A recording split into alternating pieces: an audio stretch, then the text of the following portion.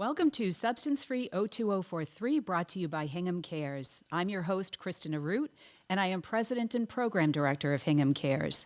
We are a federally funded nonprofit, and our mission is to reduce substance use among youth in our community. Our guests today are Hunter and Cameron Flores of The Sober Truth. Welcome, Hunter and Cameron. Thanks for having us. Thank you for having us. Great We're excited to be you here. Great. Well, since you are, in fact, brothers, there's a lot of commonality with your stories. You're both persons in recovery, but your stories are also very divergent at the same time. Correct. So you've had your own unique experiences with addiction and recovery. But before we get into that, let's get to know you a little bit better. So if you could tell us a little bit about where you grew up and share about your background and family dynamics, that would be great. Yeah, absolutely. Hunter, do you want to share first? Yeah, sure. I can start. So I'm 31. We grew up in Lexington, Mass. So I know we're on the South Shore here, but I grew up playing sports. I had an amazing upbringing. My mother did a phenomenal job. I didn't have my biological father in my life from a very young age. It was about, he stepped away when I was about 4. And luckily I had a stepfather come into my life who I had an amazing relationship with. I grew up focused on athletics. I was very grateful to grow up in a town like Lexington, surrounded by an amazing community, a lot of amazing people there. Go ahead, yeah. I'm the older brother. I'm 33. We moved to Lexington at a young age. 2 boys raised by a single mother. My father stepped out of our lives when we were pretty young. My mom was a very hardworking individual. She had a full-time job, was raising 2 boys, as well as going to college at the same time to get her degree in nursing. And she was a really strong woman, and she did her absolute best to raise us. We grew up in Lexington, a very affluent town, that's basically it. Were you involved in sports or other So activities? I personally wasn't involved in sports. When I was growing up, my mom got me into like t-ball, baseball, things like that. But it was never like a big passion of mine growing up. I was a really good student as well. When I was younger, I was diagnosed with dyslexia and attention deficit disorder, attention deficit hyperactive disorder as a child. And I was prescribed certain medications to help me get through school. And I did really well with the assistance of those medications, and then, kind of veered off when I decided to do some experimenting and self-help, I would call it, with drugs and alcohol. So you're the older of the 2, as you Correct. just described. Yeah. And how old were you when you started using substances? You described it as being sort of an exploration of self-help. Correct. So when I was, just to give a quick overview, when I was younger, I always felt different from other people, even though there was never anything like adamantly wrong with me, but I always felt much different from others. I just didn't feel like I fit in, had a lot of self-image issues as well, growing up without a father figure in my life, really, and just having my mom, and seeing families that have, moms and dads and, family like that. So I always felt different. And one day, me and a friend of mine that I was growing up with had an idea to sneak into his sister's room, who was home from college, and tried drinking some alcohol for the first time. And when I did that, all those problems that I explained to you of like self-image or feeling different, they all slowly started slipping away when I was doing that. So that was the first exposure I ever had to drugs and alcohol, was at 13 years old. So it was almost like an accidental therapeutic. Correct. It was something that helped me that I didn't know that I needed. And at the time, looking back now, I wish I was a little bit more transparent with the school, my mom, other adults in my life, where maybe they could have helped direct me to the correct people to give me the help that I needed. But instead, I discovered drugs and alcohol, which gave me a euphoric effect of feeling, quote unquote, normal. Mm-hmm. So from there, from that initial taste of alcohol, what happened after that? Did you start seeking it out on your own? So it wasn't, the whole world didn't end. Mm-hmm. Nothing really terrible happened to me. I got very, very drunk, but during that whole process of drinking and trying, alcohol for the first time, I felt better with almost every single sip. And so after that first time, I really decided to seek it out more, because it was the only time in my life where I felt, normal, I would say, or the voices of self-doubt or self-hate that I had towards myself kind of got drowned out with the alcohol. But you were taking prescription meds at the same time? I was also prescribed Adderall at this time as well, too, Okay. for my learning disabilities in school. And mixing the two gave me a euphoric effect that I wanted to continue doing and seeking out and finding. And of course, that ended up, kind of segueing into trying marijuana, trying, kind of any other drug that got put in front of me, because in my head, as somebody that was a young, teenager, 13 years old, if this certain substance gave me this type of effect, maybe another substance, if I mix it with this, will give me a different kind, and we'll just keep mixing and matching until I find the perfect amount where I feel great the entire time. And the timeline for this was from middle school through high school and beyond? Yeah, so my 8th grade summer going into my freshman year of high school was when I really began to experiment for that summer. So my best friend at the time had a sister that was in college, and, she was a lot older than us, and she would come home to visit, and she would have alcohol in her room, or some marijuana in her room, or opium in her room. And it kind of was just a progression of wanting to try these different substances, where it, began with alcohol. Then it began with, why don't we try stealing some of her marijuana? We'll smoke that, we'll drink, and then how about we mix some opium in with the marijuana, and we'll do that. And by 13 years old, I was kind of off and running, and kind of ready to try anything that was put in front of me.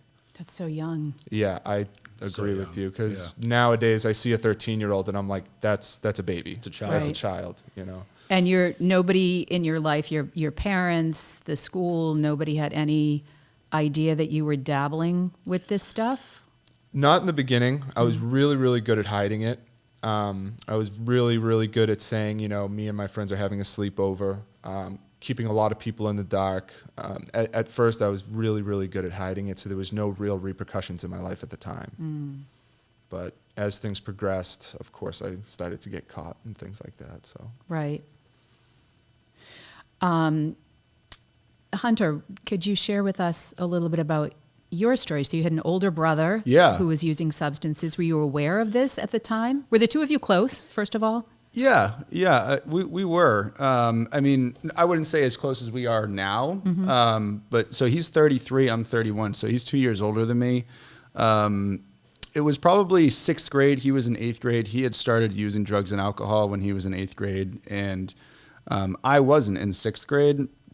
And his use in 8th grade started to cause some problems and friction in my family.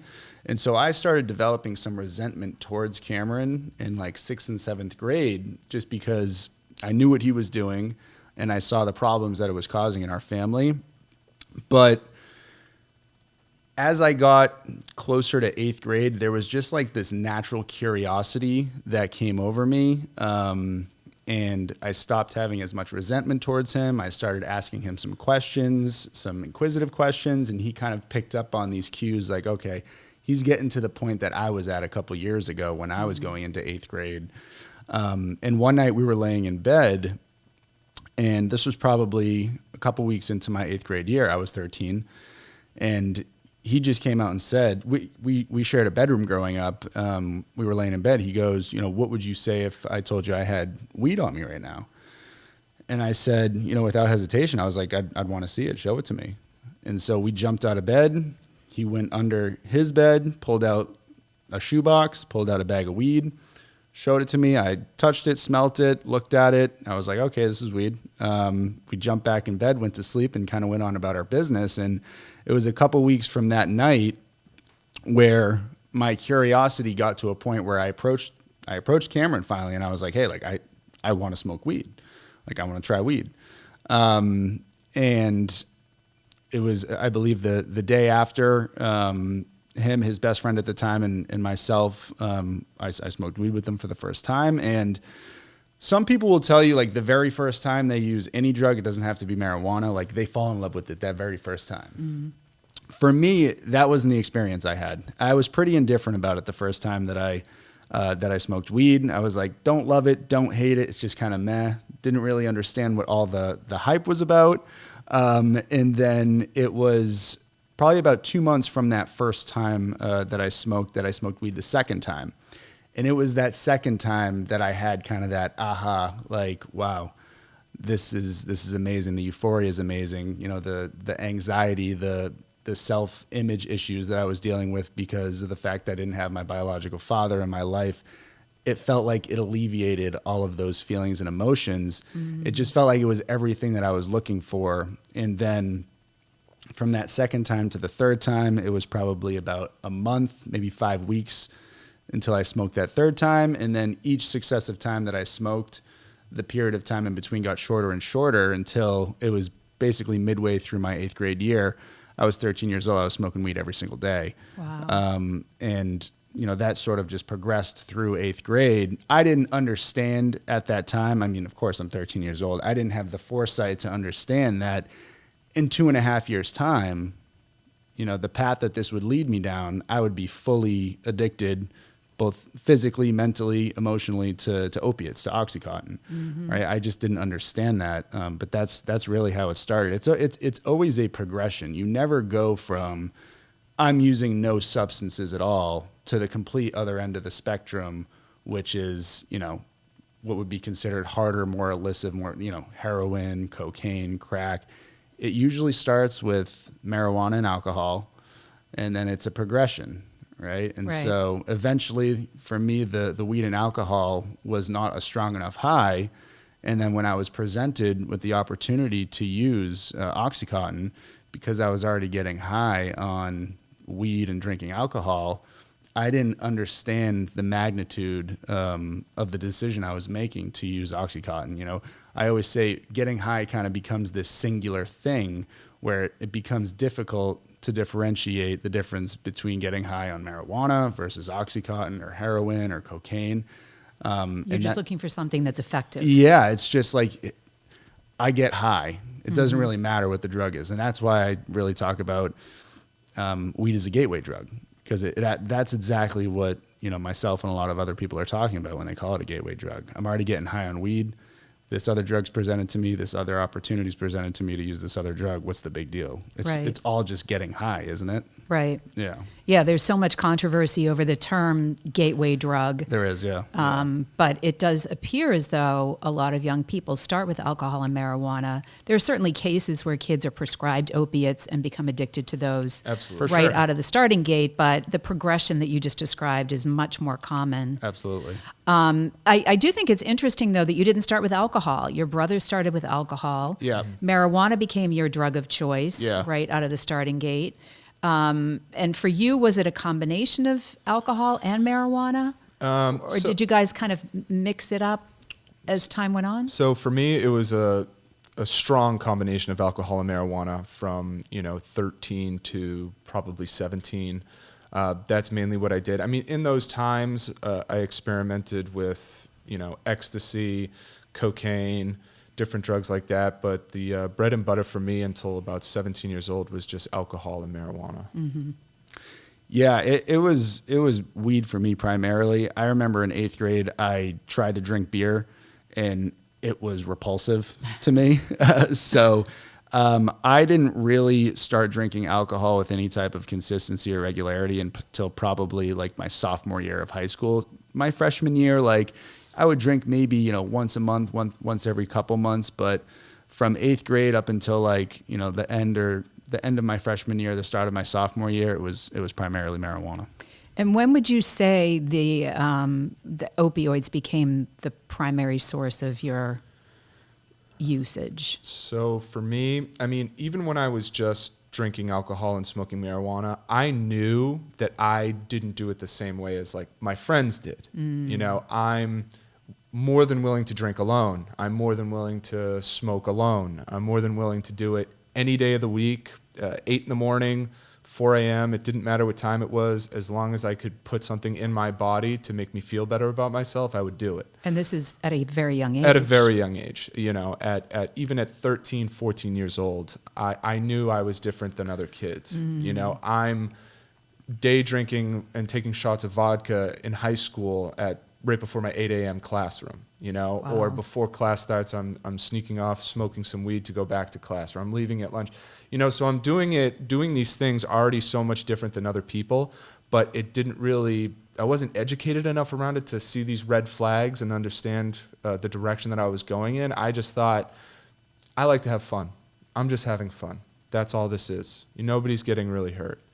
And then at 17 years old, like my brother was saying, when certain things are put in front of you when you're already using or doing different substances, it's not that big of a deal.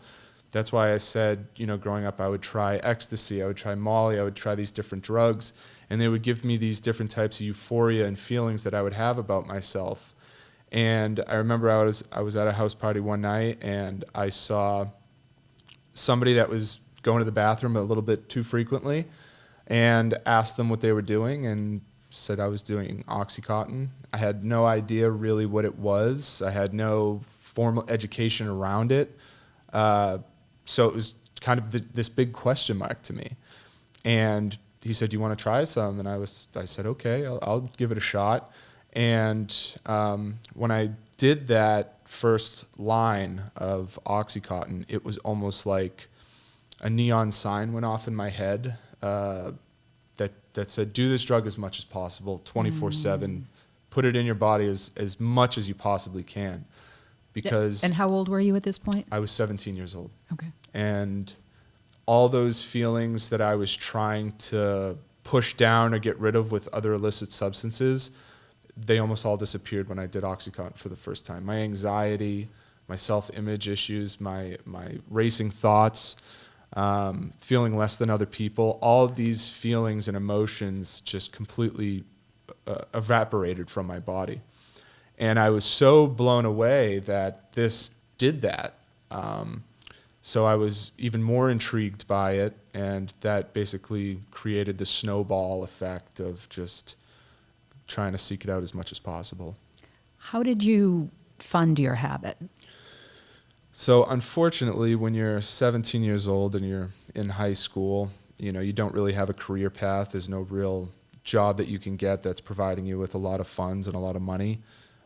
So pretty quickly, I resorted to a life of crime to be able to support my drug habit, which ranged from, selling drugs, middlemanning drugs, or, a lot of theft, breaking and enterings, things like that to support my drug habit. And it's pretty unfortunate, but every crime I've ever committed in my life revolves around drugs and alcohol. Yeah. There hasn't been a single time where I did anything or was arrested or had a run-in with law enforcement that, didn't have something to do with drugs or alcohol growing up. Yeah. I'd say that rarely are you going to find someone committing the types of crimes that Cameron and I were without having some type of issue with drugs and alcohol, right?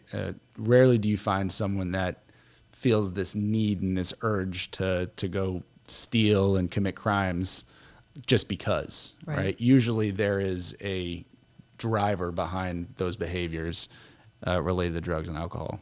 So you've both had brushes with the law that you just described, but you've also both been to rehab. Mm-hmm. Could you share those experiences, how often, how effective they were, that sort of thing? Right.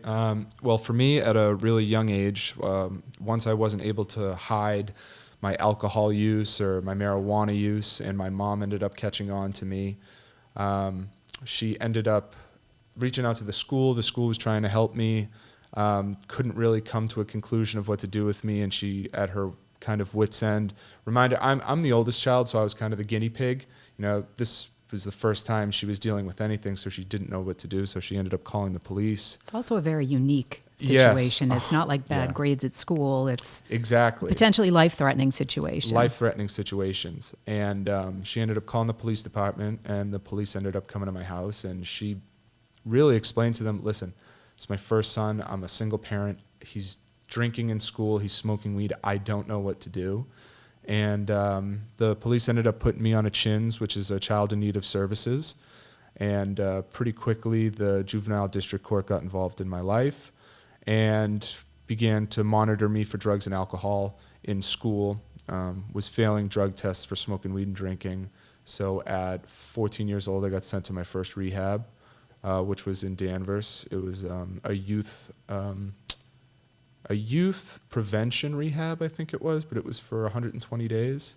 And that was my first time I went to rehab. And then I went again at 16, 17. And then when I became fully addicted to opiates, I mean, I've probably been to detox about 50 plus times. Really? Yeah. And then the rehab centers, I would go to different places, different states. I've been to Florida twice. I've been to Maine, everywhere in Massachusetts for the most part. And nothing out of all those times ever seemed to work for me. And for a while, I thought I had some type of mental disability that was undiagnosed that people didn't know about. Maybe it was new, because why do I keep leaving and doing these things again that I know are hurting me and ruining my life? Mm-hmm. And so I thought truly there was something mentally wrong with me that nobody would be able to diagnose or help. Mm-hmm. And then, of course, I got to a breaking point and ended up changing my life. But countless stints in rehab before I was able to get my life on the right path. Wow. Yeah. And similar to with you, Hunter? Yeah, I'd love to give some context just in terms of like how I got to the point where I was addicted to opiates as well. So it was basically like my junior year. It was probably I believe it was like the first or second weekend of my junior year, and it was a slow Saturday night, and I was getting ready to go home. One of my friends called me, who was an upperclassman. I think he had actually graduated the year prior. And he was like, "Hey, slow Saturday night. Like, I want to do something though. Like, I'm going to go pick up an Oxycontin. Like, do you want to split a pill?"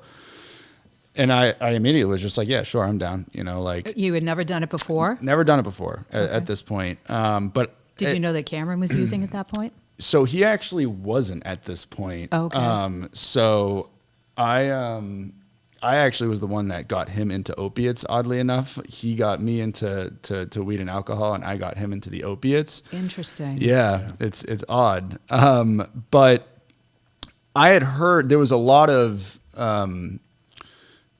hype and just information like floating through the rumor mill in Lexington at this point about this drug that was going around town, Oxycontin. So I had heard a lot about it, but the weed and alcohol up to this point was doing enough for me where I hadn't really gone and I hadn't seeked out Oxycontin on my own, but the opportunity was presented to me. And again, I didn't think twice about it. I was like, sure, I'll try it. So this is just by way of context, this is probably 15 or so years ago, 15, maybe even probably close like to 20? 16, probably like 15, 16 years ago. So Yeah. we weren't really fully aware at that point, 15 years ago, of the negative adverse effects of OxyContin. Yeah, it had the information had started to come out, right? Because Oxycontin got commercialized in, I believe, 1996. It was the mid 90s, and by like 99, 2000, there had started to be a lot of cases reported about people overdosing, the issues with addiction to the drug. So the information had started to come out, but it was kind of during this period that I'm talking about, I would say like 2007, 2008 to 2012 is when it was kind of the height of the prescription pill epidemic in the United States. But so my friend came and picked me up. We went and split a pill. I snorted it. And much like my experience with weed that first time, I didn't fall in love with it. It made me sick. Some people will tell you that, they'll have kind of an adverse reaction. It'll make them sick. Their stomach will hurt. I actually threw up. And again, kind of found myself sitting there I was asking myself, what's all the hype about? Like, why do people, I feel sick. I threw up. That's not fun. Like, why aren't people just sticking to weed? And then it was a couple months from that first time that I used it, I was buying weed from the guy that was selling me weed at the time. And he goes, Hunter, I'm selling this other stuff now too. I know I sell you weed, but I have these pills. And I was like, you know what? I tried those a couple months ago. I didn't like it, but sure, I'll try it again. The second time I did it, very similar to the story I told about weed. I fell in love with it. Like the euphoria was weed times a million is how I describe it. Like the feelings of anxiety and self-esteem that I was struggling with, just it alleviated all those emotions and those feelings. And no adverse effects like you had with the first time. No. And the next day I woke up, the second I woke up, the first thing on my mind was Oxycontin. So I went and got a pill that very next day. And then the next day I got another. Midway through my junior year, I was 16 years old, fully addicted to Oxycontin. And it was pretty much by the middle to end of my junior year, I had started experiencing like withdrawal symptoms, and I knew at that point that I had gotten myself into some pretty serious stuff, and it was a problem. And our mom, just to be transparent, our mom's been sober for like 40 years. So I was going to AA. We were both going to AA meetings with her as young children. So I felt like she did a really good job educating my brother and I from a young age about the history of our family related to substance abuse. And she basically was like... And the harmfulness. Yes. Right? Like it runs in our family. And that's a common story. A lot of people like that have issues with drugs and alcohol, it runs in their family. Not all, right? There are people that they may be the first person in their family to actually go through something like this. But I thought she did an amazing job just educating, my brother and I about it growing up. So I kind of knew once I got to that point, like, okay, this is what my mom's been talking about. Like, my life is starting to crumble and fall apart like very, very quickly. By the end of my junior year, I wasn't able to get up and get to school on time. I started lying a lot. I started stealing. I started committing crimes in the community.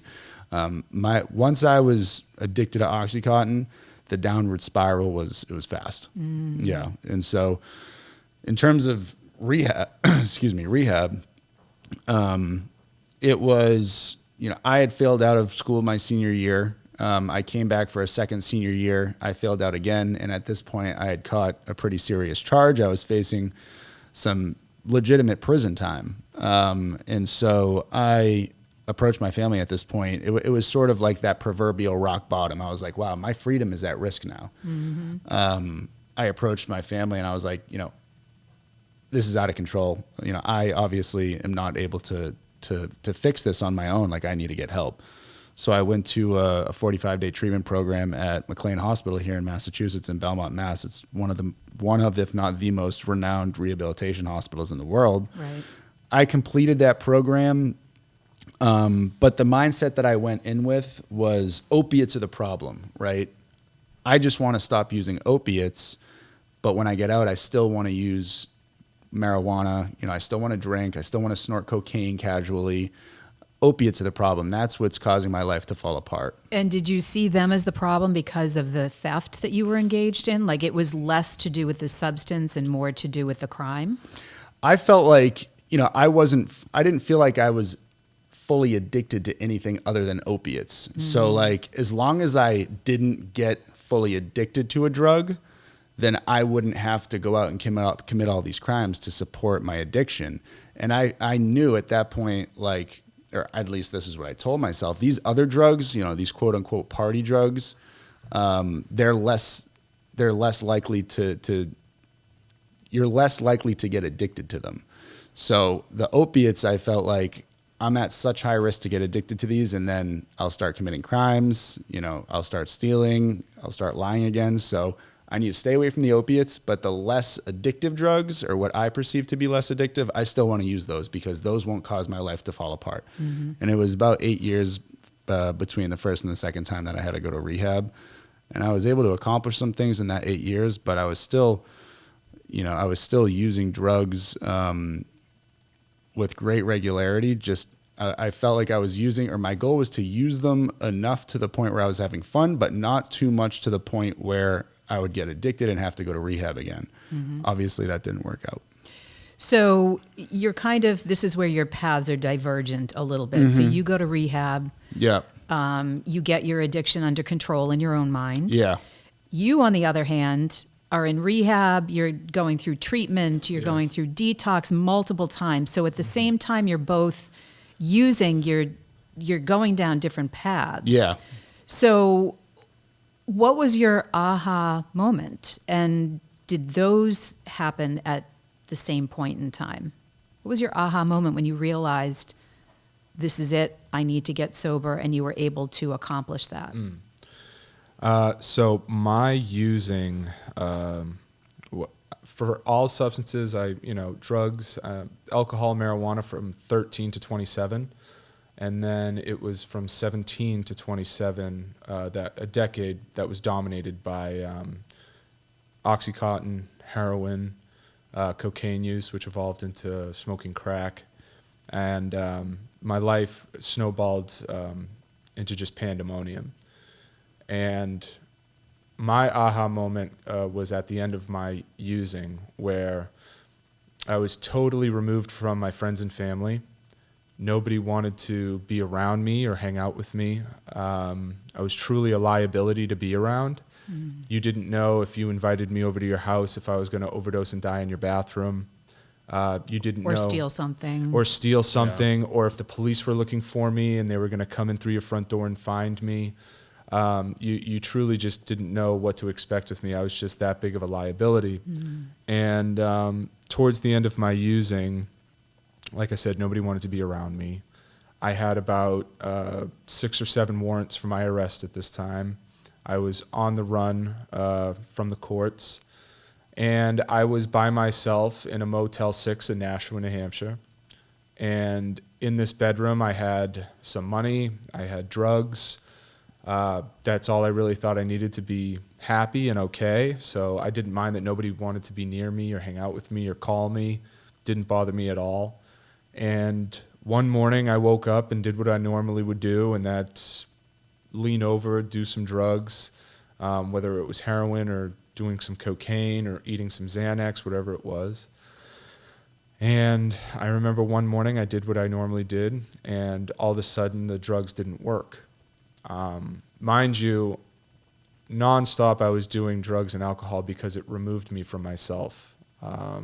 And I felt better about myself. I didn't hate myself as much when I would do these substances. And I remember this one morning where that didn't happen. So I do some heroin and I still feel anxious. I still don't like myself. Now I'm bothered that I'm alone. And nobody wanted to be around me or talk to me. You had just such a high tolerance. Like once you build a tolerance, eventually the drugs, they stop working. Right. And I kind of came to this conclusion where I said to myself, well, if the drugs aren't working anymore and I have to deal with these emotions and deal with my self-image problems, well, I don't want to be here anymore. And I made a conscious decision to take my own life that day. And so I ended up taking about 5 or 6 grams of some fentanyl-laced heroin that I had. And at this time, I wasn't injecting drugs. I never used a needle. I would sniff or smoke them. And I knew it was too much for me to put in my body at one time. So I ended up mixing those drugs into a water bottle, put them on the countertop in front of the bed in this hotel.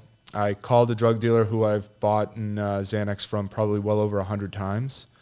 And I called him and I said, I need 10 Xanax bars dropped off to me. And he agreed and came and dropped them off to me at my hotel. And I went back in my hotel room and I sat on the bed and I said a quick prayer. I don't really recall what it was exactly. It was more or less just, I hope nobody's sad. I hope nobody thinks this is their fault. This is my problem. I did this to myself. I don't want anybody to feel bad about it. And so I took the 10 Xanax bars, I swallowed them with the fentanyl-laced water bottle. And my plan was to just fall asleep and not wake up. And so I laid on my bed, I closed my eyes, fell asleep. Of course, that didn't work. I'm here with you today. I woke up, I don't even know, 3 or 4 hours later, and I woke up in this hotel room. And at first I thought I was in hell because I tried to take my own life, and that, for eternity I'm banished to be stuck in this hotel room this is what was running through my brain when I first opened my eyes again. That I'm stuck in this hotel room for eternity, and I'll be having to try to kill myself every single day, and it's just not going to work. I thought that was my punishment. Wow.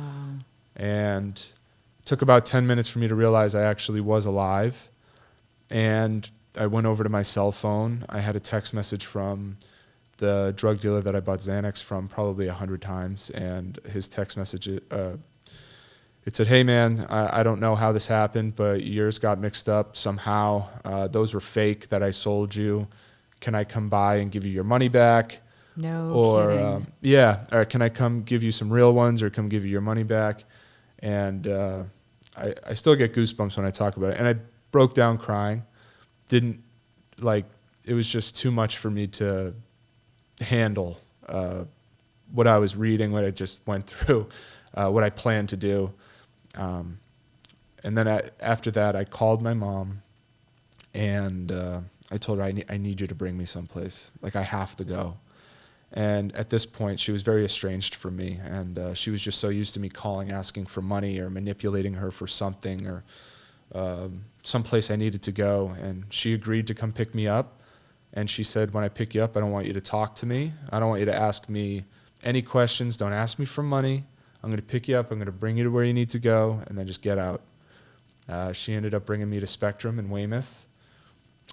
Sure enough, she dropped me off. I didn't say a word to her. I walked in there, and that started my path towards sobriety. And I'm going on 7 years now, and haven't had a mind-altering substance touch my body since that day.